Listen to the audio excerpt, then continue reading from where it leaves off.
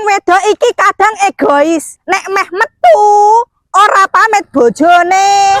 Beda karo wong lanang nek arep metu mesti gereng-gereng karo ngomong, "Dek, aku arep metu." Ngono iku biasane dipenggak sing wedok karo ngomong, "Tahan sik, Mas. Aku yo meh metu."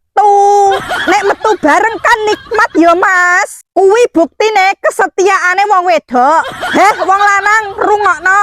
Aja mbok anggap wong wedok metu kok omah dandan ayu, ambune wangi terus nganggo sandal jinjit tingkat 7. Mok kira golek perhatiane wong lanang liya. Justru mereka para wong wedok pengen menunjukkan bahwa diopeni, dibiayai, diragati karo bojone. Paham?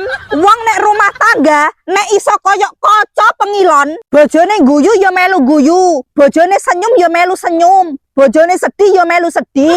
Aja koyok koin ning ngarep beda ning nguri beda. Godhong sukun dironce-ronce, ayo rukun karo keluargane.